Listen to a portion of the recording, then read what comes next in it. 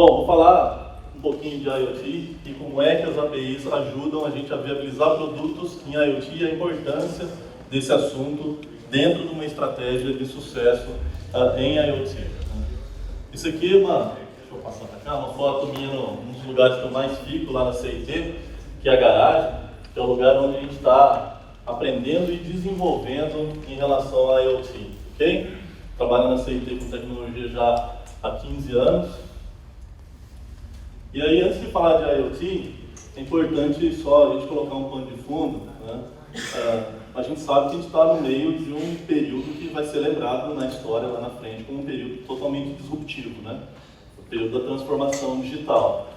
Tudo que a gente faz, né, com a forma como a nossa sociedade funciona, está sendo mudado, está sendo transformado, né? Desde a forma como a gente, do nosso entretenimento, a forma como a gente ouvia música, hoje em dia era vinil, hoje em dia Spotify, o pessoal do Spotify vai falar no fim da tarde.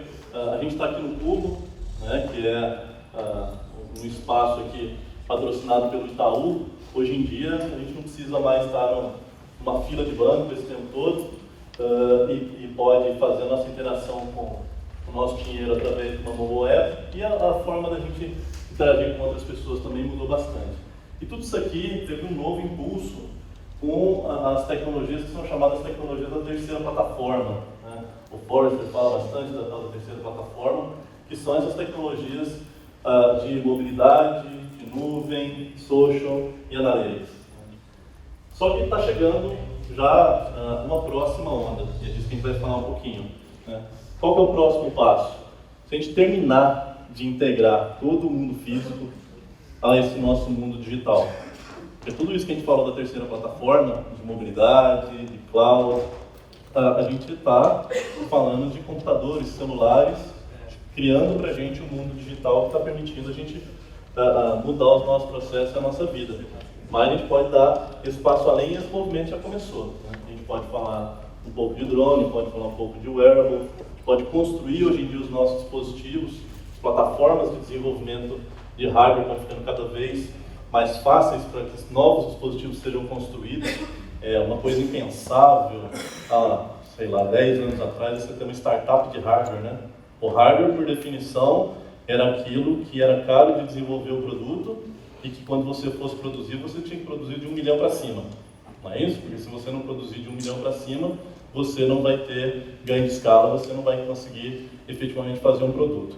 Então, aqui, hoje em dia, a gente está falando de um mundo diferente. A gente está falando de ferramentas de fabricação digital, está falando de impressão 3D, está falando de uma série de ferramentas que permite que, hoje em dia, você construa um produto, um hardware, que pode ter uma escala de 10 mil, de 100 mil, começar assim antes de chegar numa produção industrial. E isso abre uma série de fronteiras para a gente. Bom, cortou bem os números aqui, eu leio para vocês. Vamos lá. E essa demanda ela existe, né? Ou seja, de conectar o resto das nossas vidas ao mundo digital, ela existe. A McKinsey fez um estudo que eu achei bem interessante, pensei aqui algumas informações. Quem ainda não é usuário de uma aplicação conectada, de um dispositivo conectado, falando aqui só do assunto Home Automation, né? Que é um caso de IoT aplicado a consumidores. Quem não usa nenhum tipo de dispositivo conectado em casa tem alguns comportamentos que mostram uma demanda latente por esse tipo de solução. É isso que a McKinsey quis mostrar aqui, né? E eles mediram, eles falaram, olha, 50% das pessoas, 51% deixa acidentalmente a luz ligada em casa, metade da população, né? 41% deixa algum appliance ligado, 36% das pessoas têm uma vontade, uma necessidade de saber, quando está fora de casa, o que está acontecendo dentro de casa. Está tudo bem? Minha casa não foi invadida? Está tudo certo? Não tivemos nenhum tipo de evento ali dentro. 35% deixa o ar-condicionado ligado e 31% não consegue lembrar, depois de sair de casa, se fechou todas as portas e janelas. Tá?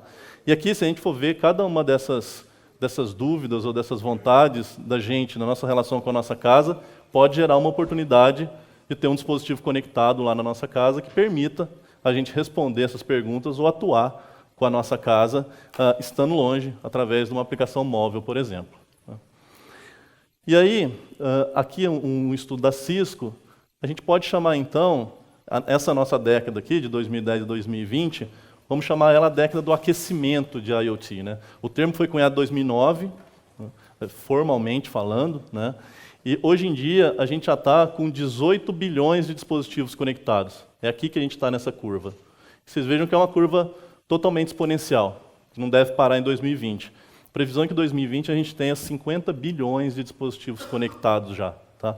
Então, assim, moral da história, o trem está passando, o bonde está passando, e agora é o momento da aceleração desse movimento, né? Esse ecossistema de startups de hardware está fervilhando totalmente. Bom, antes da gente continuar, IoT é um termo tão amplo que, inclusive, daqui a alguns anos eu falo que a gente vai olhar para trás e vai falar assim, IoT é igual a gente falava de informática antigamente, né? Na década de 60, eu falava, eu trabalho com informática, porque tudo que era computação, processamento, etc., era informática, né? A coisa foi ficando tão complicada que a gente foi criando especializações e foi dividindo esse bicho grande que é a TI, né? A IoT vai acontecer a mesma coisa, mas já vamos começar a separar aqui. Quando a gente fala de IoT, é muito importante já fazer uma primeira separação. IoT para consumidor, que é Consumer IoT, e IoT industrial, que é Industrial IoT, porque são domínios completamente diferentes. Quando você fala, e as preocupações de quem vai fazer um produto e quem vai trabalhar em cada um desses mercados, tem que pensar de forma diferente. Se você está falando de Consumer IoT, são aplicações que um cliente final, um consumidor interagindo com a máquina. Tá? Os volumes de dados que você vai trafegar nessa relação vão ser razoavelmente baixos, principalmente se a gente comparar com aquilo que você vai precisar na industrial, ok? E essas aplicações, elas vão funcionar, esses dispositivos vão funcionar em redes não confiáveis, né? Lá na cachoeira, num lugar que não tem internet, num lugar que não tem acesso celular, não tem sinal nenhum. Então isso tem que ser pensado. E outra coisa, né? O consumidor tem muita opção, então o consumidor, por natureza, ele é impaciente. Então a experiência dele tem que ser muito boa com aquele dispositivo, independente de todas essas dificuldades que o dispositivo possa ter, de conectividade, de tráfego de informação e por aí vai. Agora, quando a gente fala em Industrial IoT, é um outro mundo. Você não está falando de atender uma necessidade de um usuário, provavelmente você está falando de otimização de um processo industrial. Você está falando de como é que eu, como indústria, como empresa, eu economizo dinheiro, eu salvo dinheiro. Então a gente vai falar qual é o meu processo mais crítico, é o processo de logística. A gente conversa bastante com o pessoal de logística, é um baita problema. Como é que eu sei onde é que os meus ativos estão, como é que eles estão se movimentando, sem precisar me movimentar para isso também, né? Aqui eu estou falando mais de machine to machine, né, máquinas interagindo entre elas, com um volume de dados altíssimo sendo trafegados. A questão de rede melhora um pouquinho, essas redes são um pouquinho mais confiáveis. Eu vou dar exemplos dos dois casos aqui para a gente ilustrar melhor esses desafios. E aí eu coloco essa pergunta, né, porque esse é o tema da palestra, né? Assim, vamos supor que a gente queira criar um produto de IoT. O primeiro desafio que todo mundo tem que pensar, eu estava conversando com uma moça de uma empresa que faz design de produtos conectados. É uma consultoria de design de produtos conectados. Então, você tem uma ideia, você vai lá, conversa com ela, ela te ajuda a desenhar, ajuda a fabricar e etc. E aí, nessa conversa, ela fala, não, olha, o problema hoje em dia é que todo mundo quer conectar tudo. A pessoa fala assim, poxa, se eu conectar o meu sapato na internet, alguém vai querer comprar isso, né? Bom, não é bem assim, né? Existe uma série de aplicações inúteis que estão surgindo, porque todo mundo quer embarcar naquela onda que eu mostrei da curva ascendente. Então, uma pergunta muito forte que tem que ser feita é qual a relevância da aplicação, né? Eu detesto a torradeira conectada, assim, porque ela não serve para nada, né? Mas todo mundo lembra da torradeira conectada. Tem uma razão histórica, porque ela foi o primeiro dispositivo que foi conectado na internet depois de um computador. Esse aqui é um sujeito fazendo, lá, o John Romke, fazendo a demonstração dessa torradeira conectada à rede lá em 1990. Mas você vai gastar 200, 300 reais a mais numa torradeira porque ela é conectada? Essa é a pergunta que você tem que fazer. Você tem que fazer como consumidor. Você vai criar um produto, você tem que fazer essa pergunta, se o meu consumidor vai pagar esse dinheiro a mais para conectar essa torradeira? Apesar de que hoje tem uns exemplos bacanas, né? Você consegue imprimir o que você quiser numa torradeira, né? Você pode imprimir o tempo, o Spider-Man, os personagens da Disney, o Darth Vader, né? Então, título lúdico pode até ser, mas não é uma aplicação que provavelmente vai alavancar muito, né, gente? O que as pessoas querem? A gente já deu um pouquinho de exemplo da casa, né? Uma casa confortável, todo mundo quer morar numa casa confortável. Não é à toa que aqui a gente tem 2 exemplos de IoT para consumidor que realmente estão fazendo muito sucesso, né? Que é o Nest, o termostato, né? Que controla automaticamente e de forma inteligente a temperatura da sua casa, e uma casa segura também, um outro produto que é a Nest Cam, que é a antiga Dropcam, que entrou para o grupo Nest, hoje em dia é Nest Cam. Aqui a gente tem duas, vocês vejam que são duas aplicações que atacam aquele tipo de necessidade que a gente viu lá no estudo da McKinsey, né? Aquelas dúvidas que você fica quando você sai de casa, aqueles anseios que você tem, né? Aí eu queria passar para vocês um vídeo, um exemplo. Esse vídeo aqui, para mim, é um produto que ele vai ter que passar por essa prova de mercado, se ela é uma aplicação relevante ou não é uma aplicação relevante. Não estou falando que ela é relevante, ela vai me ajudar só a ilustrar mais 2 pontos a respeito de o que você tem que fazer quando você cria um produto em IoT, né? Vamos lá. This is the June Intelligent Oven. It's a computer that cooks, and toasts, and bakes, and roasts, and broils. The moment you put in your food, June starts to pay attention. Overhead LED lights show you exactly how good your food looks, and the built-in camera can actually recognize what you're cooking.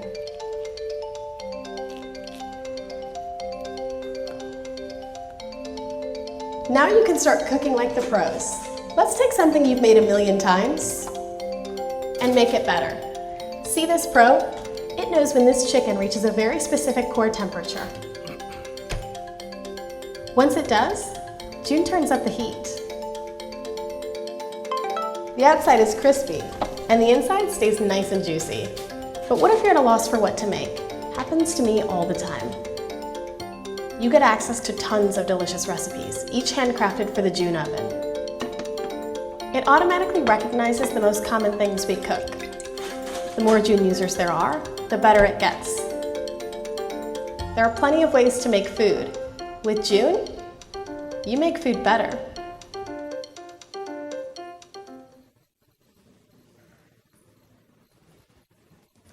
Bom, com certeza é um exemplo bacana, né? Um forno que mostra quando o frango está pronto, se os biscoitos estão prontos, né? Então vamos lá, vamos deixar o pessoal passar pelo teste do mercado. Mas tem 2 pontos que eu queria pensar com vocês desse vídeo que são bem importantes. Primeiro, vocês vão perceber que o dispositivo que a gente tem aqui ao forno, que está conectado, não basta ele estar conectado, você tem que oferecer uma experiência digital completa, uma experiência digital unificada. Então, vocês percebam que o dispositivo móvel, ele é tanto a minha ponte para eu controlar esse forno, para eu saber a temperatura, se a comida está pronta, se a comida não está pronta, né? Quanto eu tenho aqui também de forma móvel, ideias de comidas que eu possa fazer nesse forno, caso eu esteja sem ideias, né? Então, considerar no desenvolvimento de um produto conectado toda a experiência digital do usuário. Ele passa no vídeo ali bem rapidamente, você pode inclusive postar a comida nas redes sociais, né? Está lá também. E aí, trazendo aqui para o assunto APIs, não tem outra forma de fazer esse ciclo de comunicação completo que não seja através de APIs, né? Você vai mandar informações do seu forno, por exemplo, para a nuvem, e eu vou entrar um pouquinho mais de detalhes sobre isso, através dessas APIs, e o seu celular também vai acessar o forno através de APIs, né? Hoje em dia, a maior parte das tecnologias, os frameworks, para desenvolvimento do software que vai rodar dentro do dispositivo conectado, no fim das contas, vai fazer com que o seu dispositivo disponibilize APIs. É isso que ele vai fazer, tá? Opa! Voltamos.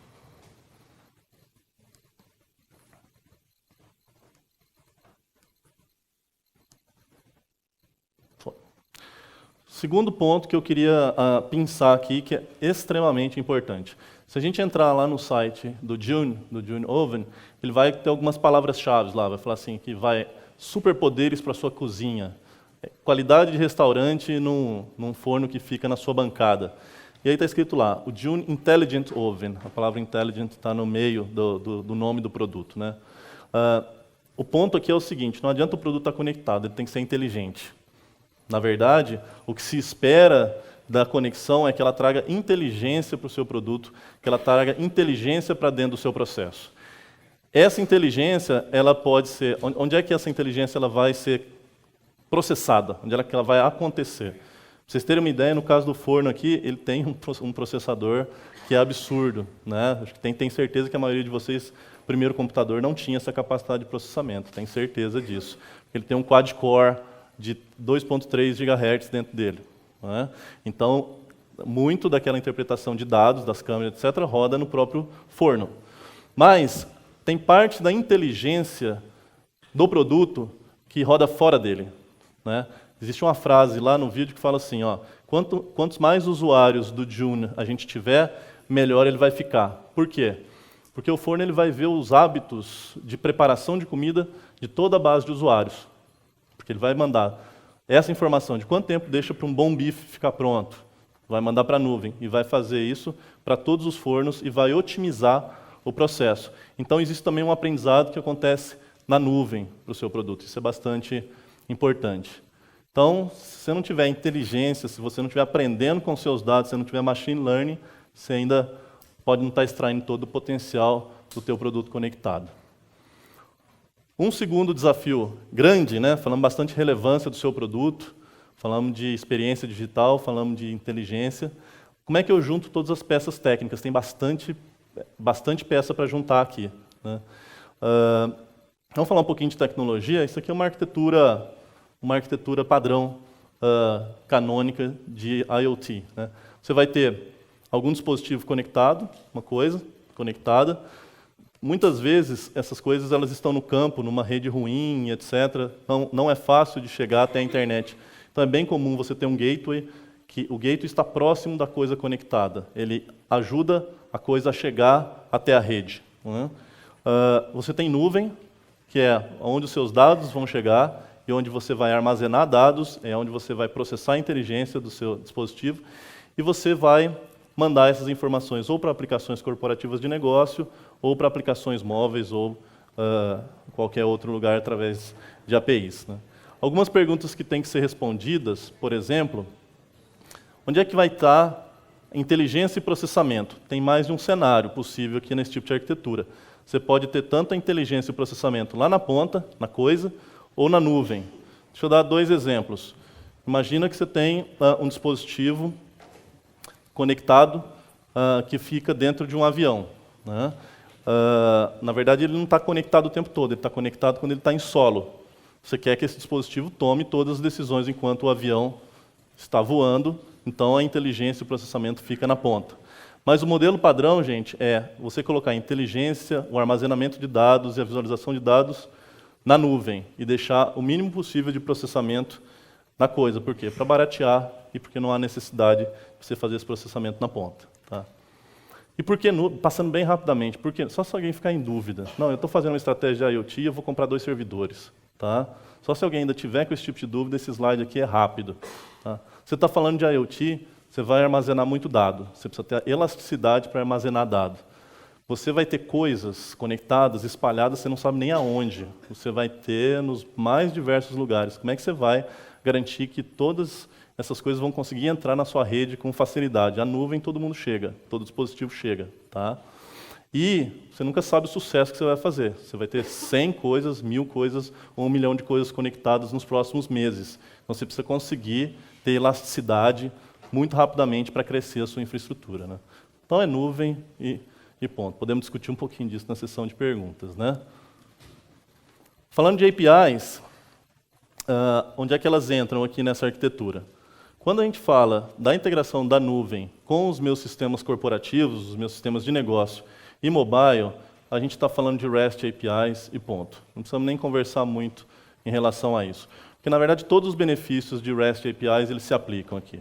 vai ser uma conexão segura, você vai ter monitoramento e gestão, você vai ter padrões abertos, a gente não precisa nem explorar muito aqui.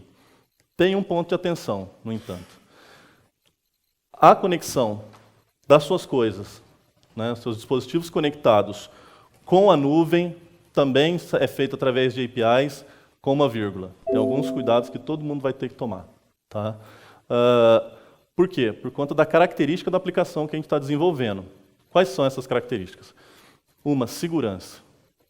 Segurança é uma coisa que você tem que discutir no primeiro momento, quando você está falando de IoT. Você vai abrir a sua infraestrutura, você vai abrir a sua nuvem para N redes diferentes, para aqueles dispositivos se conectarem. Você não sabe quem está no meio do caminho. Né? Uma das formas de você causar uma falha de segurança é o famoso man in the middle. Né? Você entre uma conexão de A com B, o seu intruso entra no meio do canal de comunicação para interferir.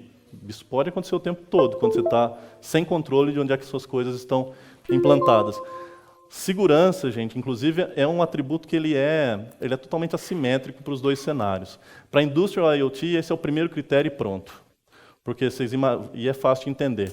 Imagina a gente conectar uma turbina na rede e um hacker poder hackear uma turbina. Não parece uma coisa que pode acontecer, né? Hackear um Fitbit, talvez um pouco menos pior, né? Agora, hackear um equipamento industrial não é possível, né? Então, quando a gente for falar de plataforma, as plataformas para a Industrial IoT colocam a segurança como primeiro requisito, né?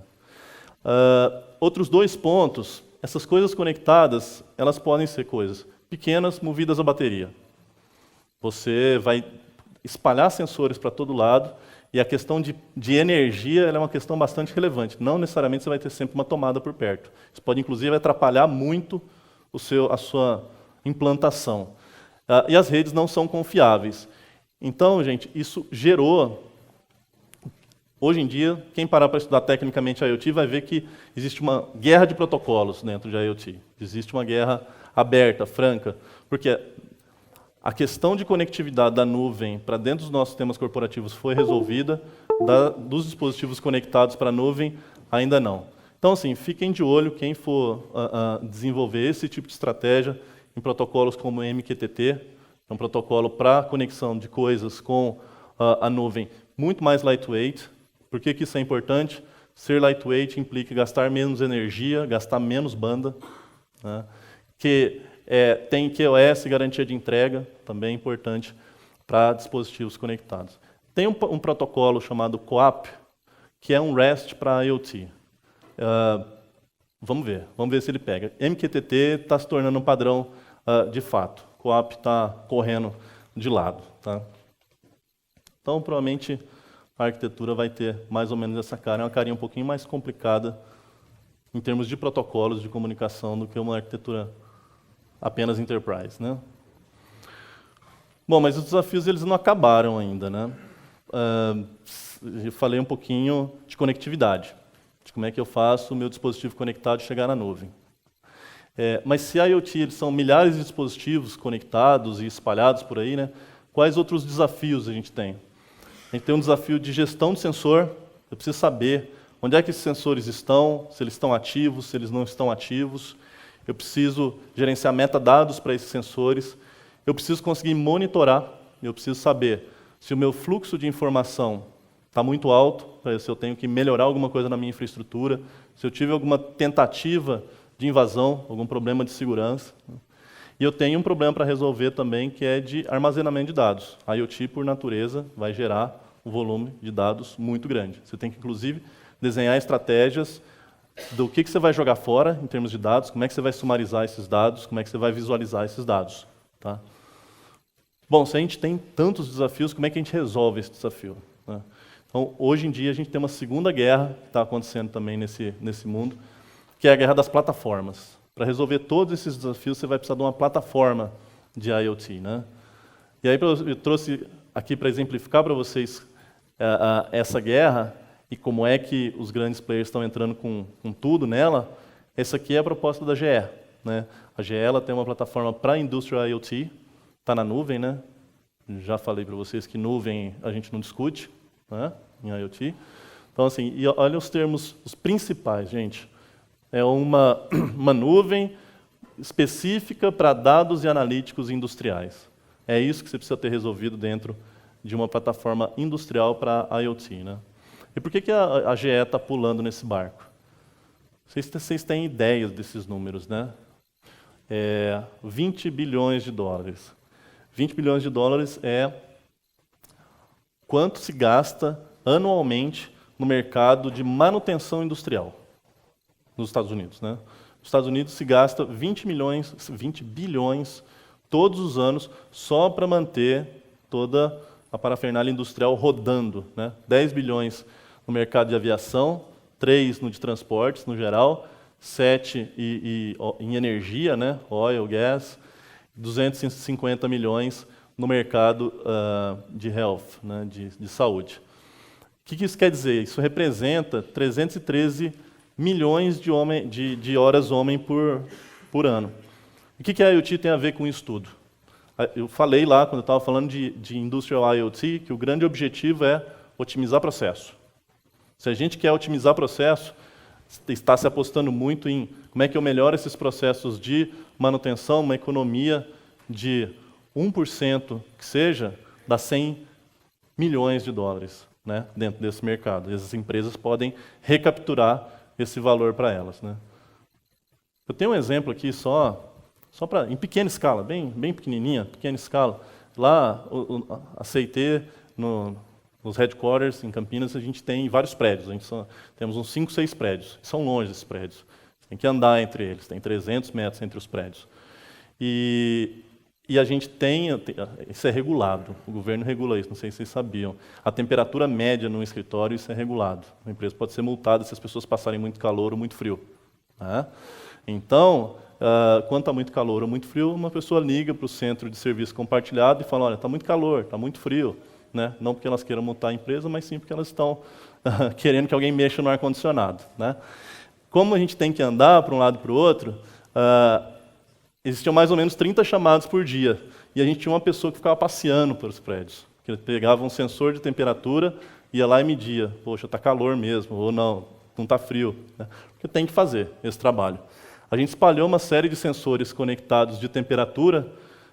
Desses 30 chamados, ele conseguia atender uns 15. Né? Ele ficava andando o tempo todo. A gente espalhou um conjunto de sensores conectados de temperatura.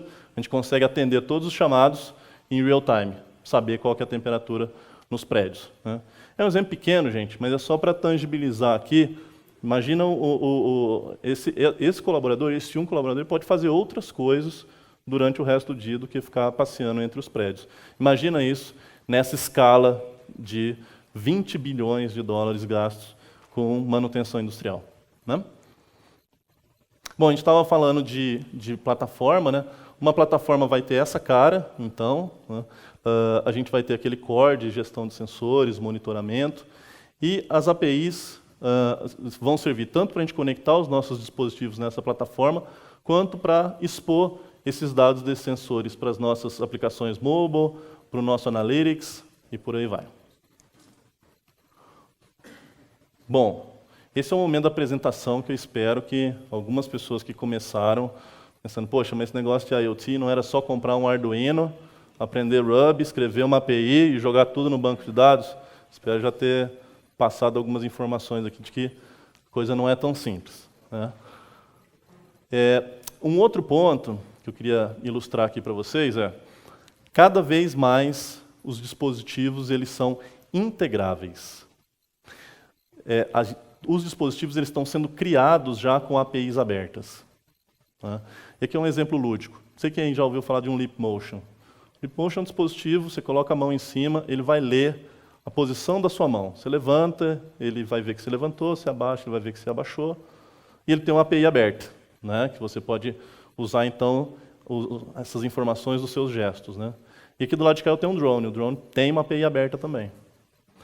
E aí, o que alguns geeks fizeram lá na CIT? Eles falaram, poxa, um estava estudando Leap Motion, não sabia o que fazer com ele.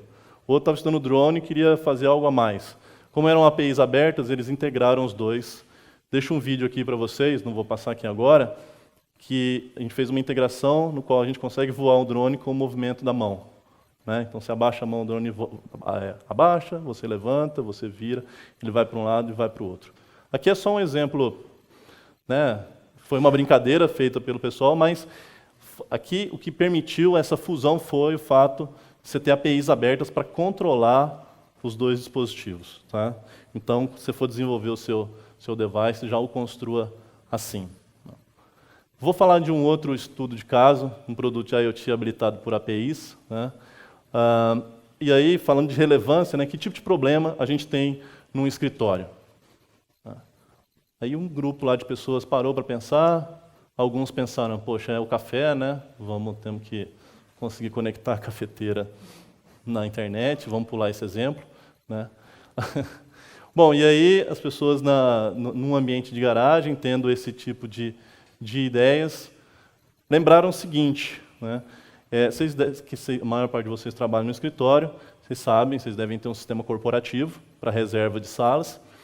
As pessoas reservam uma sala e não aparece, muitas vezes. Né?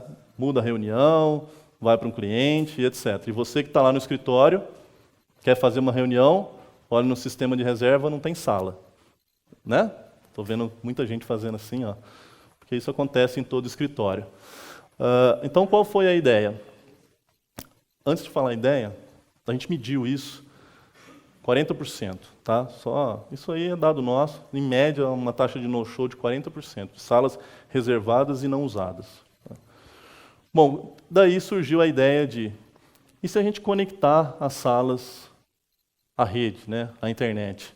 Aí surgiu a ideia do Free Room. Tá? O Free Room, então, na verdade, é esse case, empresta uma impressora 3D, tem essa cara de protótipo ainda, um sensor de presença conectado na internet. Bacana. Gente, o sensor é a ponta. O que importa é o que você vai fazer com esses dados depois. Né? E a gente começou a pensar isso. Primeiro, experiência digital completa. Essas informações a sala está ocupada, a sala não está ocupada, a gente criou uma interface baseada em cards que pudesse ser vista em qualquer lugar. Porque às vezes você está andando no corredor e você quer saber se tem uma sala ou não disponível em algum lugar. Você não vai voltar para a sua mesa.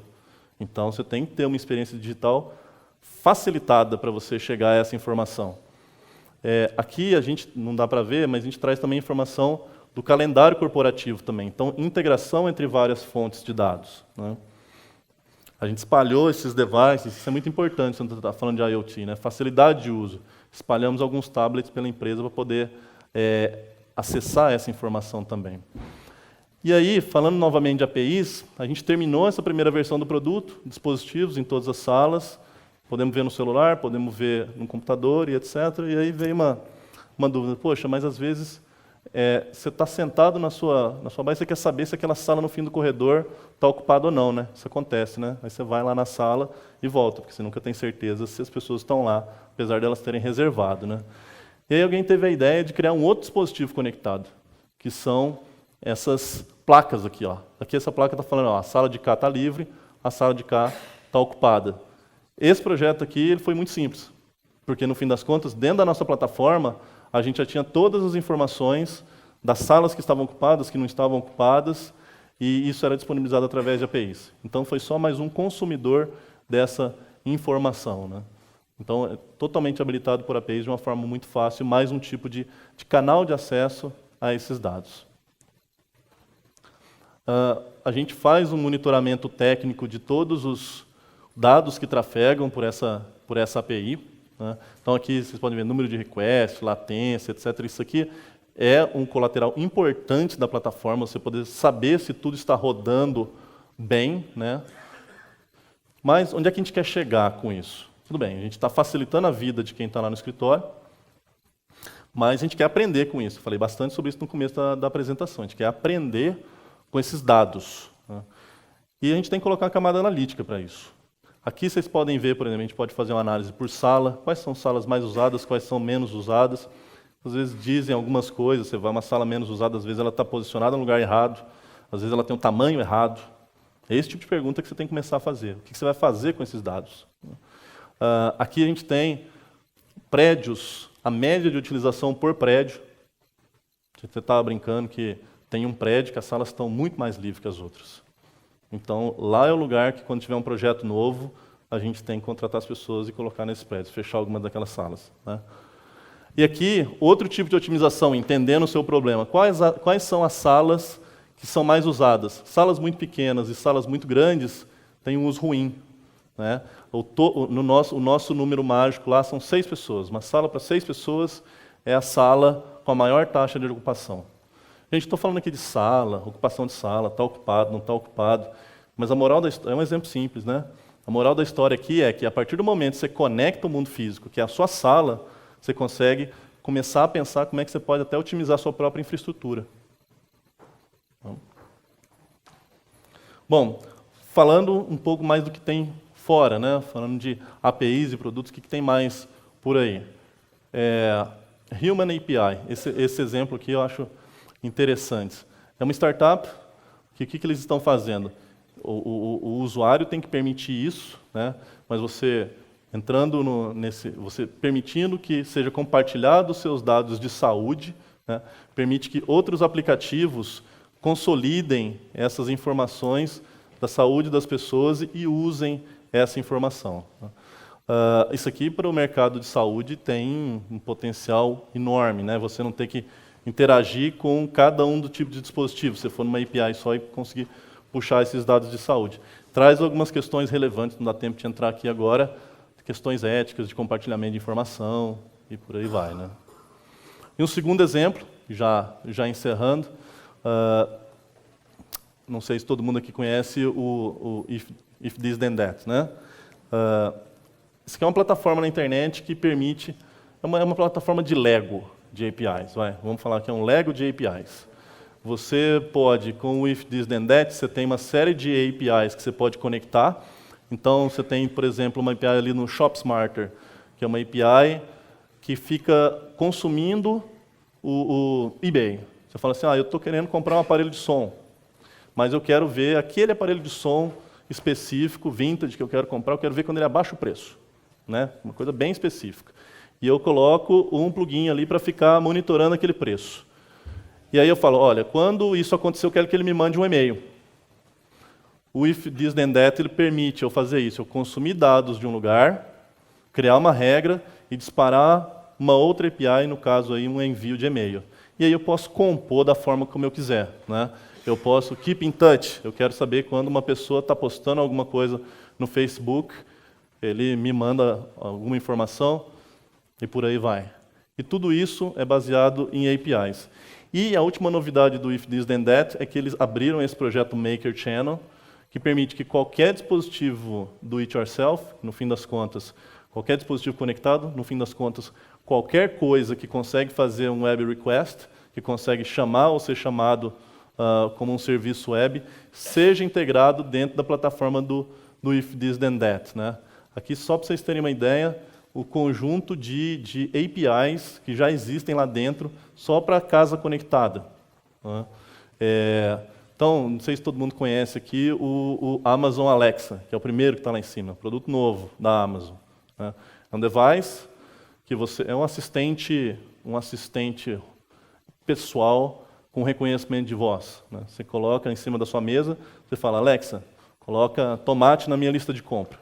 Ele vai, pega, coloca tomate na sua lista de compra no Evernote. Ele já vai para o seu celular. Você fala, Alexa, compra mais fralda na Amazon. Inclusive, por isso que a Amazon lançou o produto, né? Então, a ideia é ser um assistente pessoal com reconhecimento de voz. Você pode fazer as suas próprias integrações com o resto da sua casa. Você pode falar, Alexa, abre a porta da garagem. Ou, Alexa, tem alguém lá em casa? Você pode conectar com a câmera da sua casa, né? E aí o portfólio é bem grande aqui, e tudo habilitado através de APIs abertas, né? Carro conectado, que é uma fronteira importante para a IoT. Já existe um portfólio de e-commerce também, sei que tem algumas palestras, algumas apresentações de e-commerce, tem algumas pessoas de e-commerce aqui também, né? Então fica aí a provocação, né? Que tal incluir a sua API aqui, nesse portfólio também, né? E aí, esse aqui é o último exemplo que a Amazon lançou, então, um botãozinho, né? Esse é um exemplo de IoT simples e bem poderoso, né? Não sei se vocês conhecem o Dash Button, um botãozinho que você deixa ele pré-configurado para fazer compras automáticas no apertar de um botão. Então, você configurou esse botão para, por exemplo, comprar uma caixa de sabão em pó quando ele for apertado. Acabou o sabão em pó, você cola ele na sua máquina de lavar. Você apertou o botão, ele pede na Amazon uma caixa de sabão nova, né? Um exemplo de um dispositivo conectado que hoje em dia, com esse, espero ter passado um panorama aí para vocês, com toda essa arquitetura de APIs abertas, estamos cada vez chegando mais próximo de vocês poderem fazer isso nas empresas de vocês. Tá? Bom, alguns takeaways aí, a IoT está aí para ficar, mas pensem-se a relevância da aplicação. Lembre da plataforma, porque tem bastante questão técnica para ser resolvida. Segurança, inteligência, machine learning e API como a cola de toda a estratégia. E é isso, gente. Obrigado.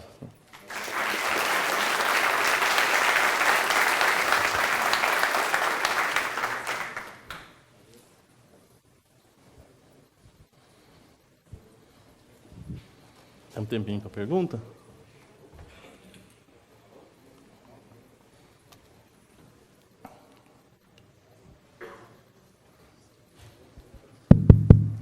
Foi. Valeu, Maurício. Bom, vou abrir para perguntas, mas eu vou começar com uma.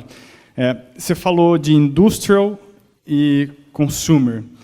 Você não citou, eu não sei se encaixa dentro de alguma delas, mas talvez seja uma terceira categoria, que é cidades inteligentes, né? A gente vê muitos casos de IoT, que você vai colocar um determinado dispositivo para medir a ocupação de vagas na rua, né? Você vai interligar semáforos, iluminação inteligente.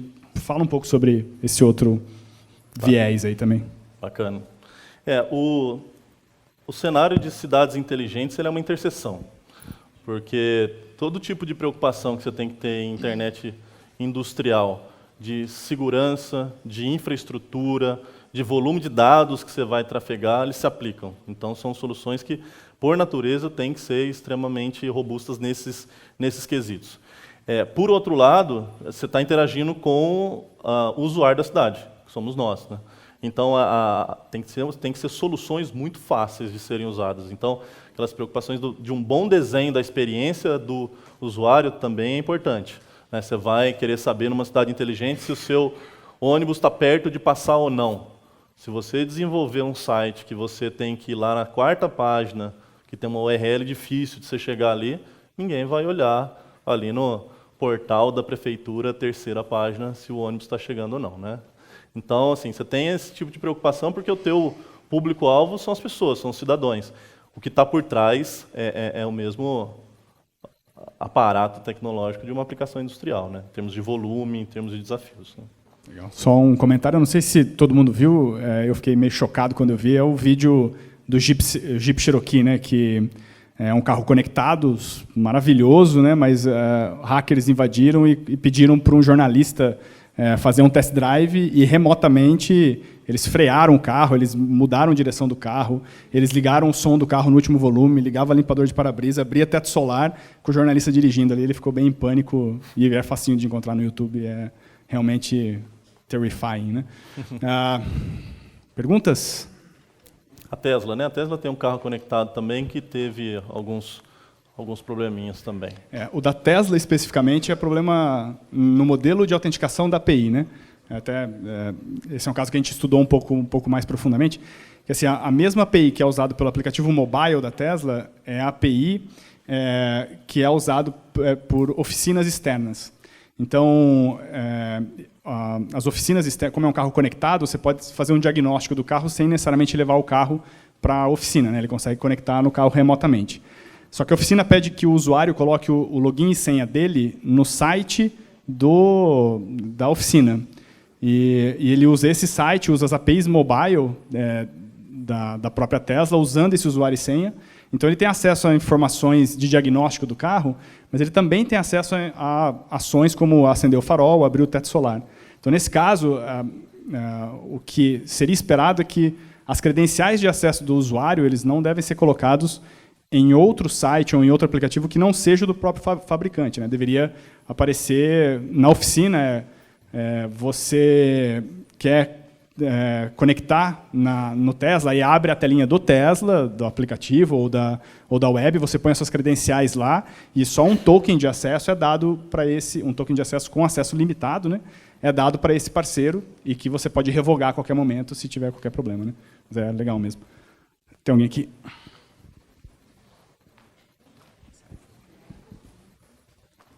A minha pergunta é um pouco nessa linha. Você falou um pouco da diferença entre o consumidor e o industrial, né? O industrial, a segurança é top, né? Eu só queria entender a sua visão na questão de segurança também do consumidor, porque o que acontece? Se um hacker invade a câmera, ele pode começar a vender vídeos que você não gostaria que as pessoas vissem. Se ele invade, por exemplo, um sistema de trava da sua casa, ele pode monitorar que não tem ninguém em casa, abre a sua casa, vai lá e assalta. Se ele invade o seu carro, ele pode vender serviço de te matar, esse tipo de coisa, entendeu?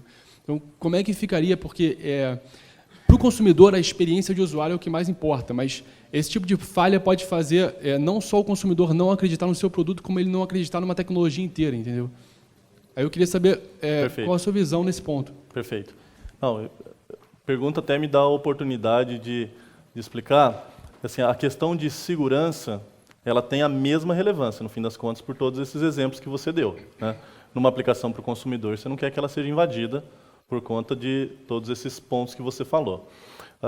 Na prática, e aí eu não vou saber te precisar os números, o número de falhas de segurança em aplicativos conectados para consumidor, ele é muito grande. Exatamente por conta desse drive que existe, de que você tem que focar muito na experiência do usuário, você tem que focar muito em time to market, você tem que sair mais cedo no mercado para saber se aquele produto é bom ou não e aprender se ele é bom ou não e ter outras versões e etc. Então, a questão de segurança, eu deveria ter falado de uma forma diferente. A questão de segurança ela é mais negligenciada em aplicações consumer do que elas são em aplicações industriais. Em aplicações industriais, você nem começa o projeto sem isso. Tá? Não vou saber precisar o número, tem vários estudos. Assim, gente, tem muita API e produto conectado fácil de hackear. Mas você acredita que a gente pode chegar num cenário desse tipo ou a indústria está andando para evitar esse tipo de problema? Não, ela está andando porque assim, as plataformas elas estão amadurecendo. Né? No começo, quem construía o seu dispositivo criava toda a infraestrutura. E aí, quando você está criando tudo do zero, você fica mais vulnerável, né?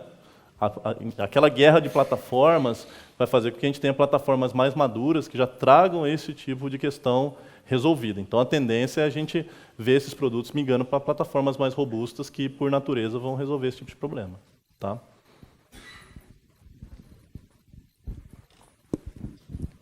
Valeu. Mais alguma? Indo um pouco de carona ali na pergunta do colega ali, e quanto ao problema de, até então os nossas coisas, os nossos objetos não eram estratégicos, né? Uma mesa, uma lâmpada, uma televisão, era algo que não tomava decisão. A partir de agora, isso mudou.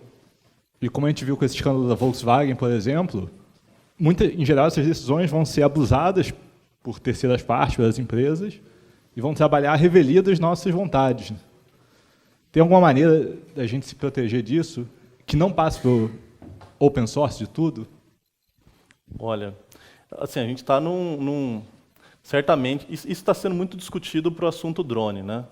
Assim, a gente falando de uma forma mais geral, né, você tem toda a razão, e as pessoas precisam de um exemplo específico para materializar, né? E foi materializado em cima da questão do drone. Os drones, o uso dos drones começou a ser regulamentado, né? Eu acho que isso é uma tendência para os casos que começarem a se materializar como perigosos, vamos dizer assim, ou com esse tipo de potencial de que cai algum tipo de olho de regulamentação. Isso está acontecendo hoje em dia para drone, né? Nos Estados Unidos, no Brasil. Assim, esse é um grande desafio, na verdade. A tecnologia vai evoluir muito mais rápido do que a capacidade. Vão acontecer alguns abusos, né? E a gente vai ter que corrigir o rumo desse carro à medida que ele estiver andando, né? Tem uma discussão grande também do ponto de vista dos carros autônomos, né? De ele tomar a decisão se ele mata um ou se ele mata três, né? E bom, tem os artigos a respeito disso, né? MIT, vários estudos. Na verdade, o carro autônomo mesmo é um excelente exemplo, né? A tecnologia está praticamente pronta. Né? A grande discussão agora é a discussão legal mesmo, né? De como é que vai ser liberado, quais são essas regras, né? Só um ponto sobre o carro autônomo aí, que eu vi uma reportagem explicando sobre sobre o aprendizado de máquina que é necessário para o carro autônomo ser consumido com mais facilidade. Porque o carro autônomo foi feito para seguir as regras do trânsito. E muitas vezes as outras pessoas que estão no trânsito não seguem as regras do carro autônomo, não conseguiram entender isso ainda. Então, às vezes, um pedestre atravessa fora da faixa, o carro para numa via de trânsito rápido e causa um acidente atrás dele. Então, assim, são coisas que o machine learning está vindo para tentar resolver esse problema com o carro autônomo, que é um caso aí. E a beleza nesse caso é o aprendizado coletivo, né? Porque você não vai pegar o comportamento de um e embarcar a tecnologia daquele carro, né? O comportamento de todo o ecossistema amadurece A solução como um todo. Legal? Beleza? Gente, Maurício. Obrigado. Obrigado, cara. Obrigado.